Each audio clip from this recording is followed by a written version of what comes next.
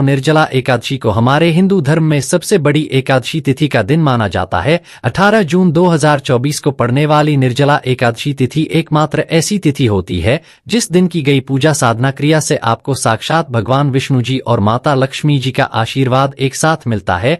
वैसे तो निर्जला एकादशी तिथि के दिन निर्जला व्रत रखने से मनुष्य को अपने जीवन में सभी प्रकार के पापों तो छुटकारा मिलता ही मिलता है। इस दिन किए गए दान, पुण्य, व्रत, पूजा, आराधना का फल आपको 100 गुना तक मिलता है। लेकिन अगर आप इस दिन व्रत नहीं रख सकते हैं और उन गुप्त उपायों को कर लेते हैं जिसके बारे में हमारे धर्मशास्त्र में वर्णन है, और ये जो प्राचीन काल के महा उपाय हैं, इन उपायों को करने के बाद आपको भगवान विष्णु जी और माता लक्ष्मी जी का इस प्रकार से आशीर्वाद मिलेगा जिसके बाद न केवल आपके जीवन का दुर्भाग्य दूर हो जाएगा, बल्कि आप जिस कार्य को भी शुरू करेंगे उस कार्य में आपको सफलता प्राप्त होगी। धन संबंधित परेशानियां तो खत्म होंगी ही होंगी। आपके जीवन में धन चारों दिशाओं से खिंचा हुआ चला आएगा। इतना धन आएगा जिसकी आपने कल्पना नहीं की होगी। दोस्तों, हिंदू धर्म में हर साल 24 एकादशी तिथि पड़ती है। हर एकादशी तिथि पर भगवान विष्णु जी की पूजा पाठ विधि विधान से की जाती है, लेकिन पूरे साल में सिर्फ निर्जला एकादशी तिथि ही एक ऐसी एकमात्र तिथि होती है जिस दिन साक्षात माता लक्ष्मी जी और भगवान विष्णु जी की पूजा पाठ एक साथ की जाती है। वेद पुराणों में कुछ ऐसे उपाय बताए गए हैं जो पूरे साल में अगर आप सिर्फ निर्जला एकादशी तिथि के दिन कर लें तो इन उपायों को करने के बाद आपको कई जन्मों तक इनके पुण्य का लाभ मिलता रहता है। हमारे धर्मशास्त्र भगवान विष्णु जी और माता लक्ष्मी जी का वरदान पाने का निर्जला एकादशी के दिन को सबसे अच्छा मौका बताया जाता है। कहा जाता है इस दिन किए हुए उपायों से आपको जीवन के सभी प्रकार के कष्टों से तो मुक्ति मिलती ही मिलती है। एक दिन की गई पूजा साधना क्रिया से आपकी कोई भी मनोकामना हो वो अवश्य ही पूरी हो जाती है। दोस्तों, पूरे साल में निर्जला एकादशी तिथि का ही वो दिन होता है जिस दिन की गई पूजा साधना क्रिया कभी भी खाली नहीं जाती है। हमारे वेद पुराणों में साफ साफ लिखा हुआ है, निर्जला एकादशी तिथि के दिन भगवान विष्णु जी और माता लक्ष्मी जी बहुत ही ज्यादा प्रसन्न मुद्रा में होते हैं और अपने दोनों हाथों से अपने भक्तों पर कृपा बरसाते हैं। अगर आप आज हमारे वीडियो में बताए हुए उन उपायों को कर लेते हैं जो प्राचीन काल के समय के महा और ताकतवर उपाय हैं जो वेद पुराणों में साफ साफ बताए गए हैं, इन उपायों को करने के बाद आपके जीवन के हर प्रकार की गरीबी, परेशानी, कष्ट, दुर्भाग्य, समस्याओं से तो आपको मुक्ति मिलेगी ही मिलेगी। आपके जीवन की कोई भी मनोकामना हो, कोई भी इच्छा हो, इन उपायों को करने के बाद वो आप तुरंत ही पूरी हो जाएगी। दोस्तों, एक बात का ध्यान रखिएगा, अगर किसी व्यक्ति का राहु केतु उसका साथ नहीं देता है और वह व्यक्ति चाहे जितने भी मेहनत कर ले, कितना भी परिश्रम कर ले, वो कभी भी आगे नहीं बढ़ सकता है। लेकिन अगर किसी व्यक्ति का राहु केतु उसका साथ देता है, वो गलत निर्णय भी लेगा, उस गलत निर्णय से उसको फायदा पहुंचेगा। और किसी भी व्यक्ति के राहु केतु का जो नियंत्रण होता है वो भगवान विष्णु जी के हाथ में होता है। और अगर आप चाहते हैं कि आपको साक्षात भगवान विष्णु जी का वो आशीर्वाद मिले जिसके बाद आपके राहु केतु आपका इस प्रकार से साथ दें कि आप जो भी निर्णय लें आपको उससे फायदा पहुंचे, तो दोस्तों, निर्जला एकादशी तिथि के दिन कुछ ऐसे उपाय बताए गए हैं जिनको करने के बाद पूरे साल आपका राहु केतु आपका साथ देगा।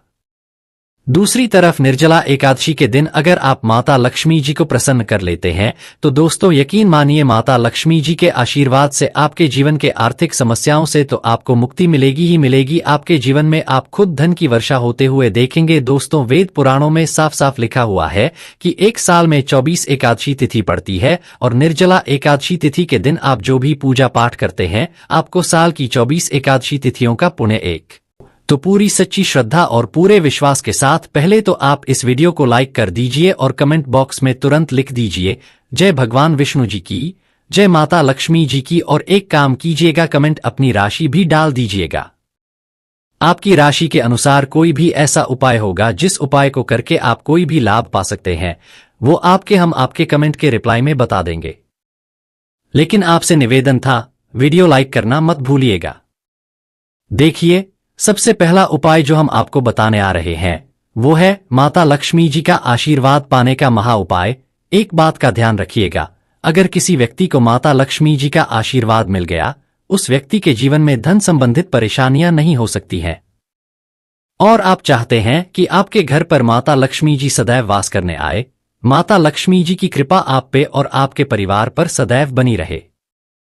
सुबह से शाम के बीच में कभी भी नहाने धोने के बाद आपको साफ सुथरी हल्दी लेनी है।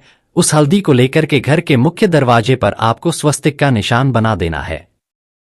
सिर्फ इतना उपाय आप लोग निर्जला एकादशी तिथि 18 जून 2024 के दिन कर लीजिए। अवश्य ही माता लक्ष्मी जी का आशीर्वाद आपके घर को मिलेगा और माता लक्ष्मी जी आपके घर पर वास करने आएंगी। दूसरा उपाय है कर्ज मुक्ति का महा उपाय। अब मान लीजिए दोस्तों, आपने कोई कर्जा लिया हुआ है, जिस कर्ज के बोझ में आप लोग दबते हुए चला रहे हैं। आप चाहते हैं कि आपका कर्जा खत्म हो जाए, तो निर्जला एकादशी तिथि के दिन एक उपाय बताया गया है। इस उपाय को करने के बाद आपका कर्जा खत्म हो जाएगा। एक नारियल लीजिए, नारियल में बांधिए मोली धागा यानी कच्चा सूत। आप लोगों को उस पर बनाना है स्वस्तिक का निशान। इस पर ₹1 का सिक्का रख करके किसी भी माता लक्ष्मी जी के मंदिर में इसको दान कर दीजिए। सिर्फ इतना उपाय आप लोग निर्जला एकादशी तिथि के दिन कर लीजिए। माता लक्ष्मी जी के आशीर्वाद से आपका कर्जा पूरी तरह से खत्म हो जाएगा। वीडियो में आगे बढ़ने से पहले आपसे निवेदन था दोस्तों, वीडियो लाइक करना मत भूलिएगा।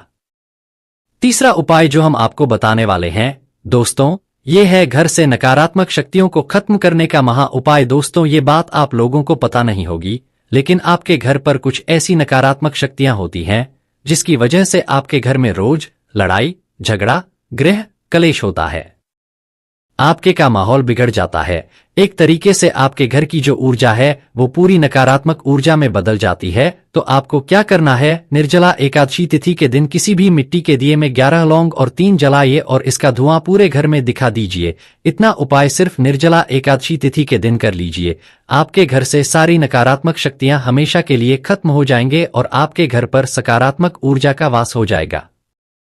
इसी तरीके से दोस्तों, अगर आप चाहते हैं कि राहु केतु पूरे साल आपका साथ दें, भगवान विष्णु जी की कृपा से आपके राहु केतु बहुत ही मजबूत हो जाएं, 12 पीले फूल ले लीजिए। 12 पीले फूल लेकर के सुबह से शाम के बीच में कभी भी भगवान विष्णु जी के मंदिर चले जाइएगा। ध्यान रखिएगा, भगवान विष्णु जी के मंदिर जाने से पहले पीले कपड़े जरूर पहन लीजिएगा। भगवान विष्णु जी की पूजा में हमेशा पीले कपड़े पहने जाते हैं। पीले कपड़े पहनिए। पीले 12 फूल लीजिए। भगवान विष्णु जी के मंदिर जाइए और भगवान विष्णु जी के मंदिर में इन पीले फूलों को चढ़ाने के बाद भगवान विष्णु जी के सामने कम से कम 101 बार आप लोगों को ओम नमो भगवते वासुदेवाय नमः, हम फिर से रिपीट कर दे रहे हैं दोस्तों, ओम नमो भगवते वासुदेवाय नमः का जाप करना होगा। इतना भर निर्जला एकादशी तिथि के दिन पूरे साल आपका राहु केतु आपका साथ देगा। आप जो भी निर्णय लेंगे उस निर्णय से आपको फायदा पहुंचेगा। इसी प्रकार से दोस्तों, अगर आपका व्यापार ठप पड़ा हुआ है, आप चाहते हैं कि आपका व्यापार चल जाए, तो यह उपाय कीजिए जो आपको हम बताना रहे हैं। आपको सिर्फ यह करना है कि सुबह से शाम के बीच में अपनी लंबाई के बराबर एक मौली धागा लेना है। एक मौली धागा ले लीजिए। सुबह से शाम के बीच में, बस ये ध्यान रखिएगा, सूर्यास्त से पहले यह उपाय होना चाहिए। आपको इस मौली धागे को तुलसी पौधे के गमले के नीचे बांधना है। ध्यान रखिएगा, निर्जला एकादशी तिथि के दिन कभी भी तुलसी के पौधे को नहीं छुआ जाता है। उसके गमले मौली धागा हमेशा बांधा जाता है। इतना उपाय अगर आपने इस निर्जला एकादशी तिथि के दिन कर लिया तो आपका बंद पड़ा व्यापार चल पड़ेगा। अब आप ये सोचोगे तुलसी पौधा ही क्यों? तो बता दें, तुलसी पौधा माता लक्ष्मी जी का स्वरूप होता है। तुलसी पौधे के प्रत्येक पत्ते पर भगवान विष्णु जी का वास होता है। इतना उपाय कर लीजिए और आपका बंद पड़ा व्यापार भगवान विष्णु जी और माता लक्ष्मी जी के आशीर्वाद से चल पड़ेगा। इसी तरीके से अगर आप चाहते हैं कि आपका दुर्भाग्य आपके जीवन से हमेशा के लिए चला जाए और आपका सौभाग्य आपके साथ हो जाए, आप जो भी निर्णय लें उस निर्णय में आपको भगवान विष्णु जी और माता लक्ष्मी का आशीर्वाद मिले, तो दोस्तों, निर्जला एकादशी तिथि के दिन अपने घर 11 रोटी बनवाइए। 11 रोटी में हल्की हल्की गुड़ की भेली रख दीजिए और किसी भी गाय को खिला दीजिए। इतना उपाय कर लीजिए और मान के चलिए दोस्तों, आपका दुर्भाग्य हमेशा के लिए आपसे दूर चलाएगा और आपका सौभाग्य हमेशा हमेशा आपका साथ देगा। अब एक गाय को ही आपका रोटी क्यों खिलानी है? तो एक गाय में 33 कोटि देवी देवताओं का वास होता है। गाय के गोबर में माता लक्ष्मी जी का वास होता है। गोमूत्र में मां गंगा जी का वास होता है। भगवान विष्णु जी के स्वरूप भगवान श्री कृष्ण जी भी सबसे बड़े गौ सेवक थे। तो यह उपाय कर लीजिए और अवश्य ही आपका दुर्भाग्य आपसे दूर चलाएगा और आपका सौभाग्य हमेशा देगा। तो दोस्तों, वीडियो लाइक करना मत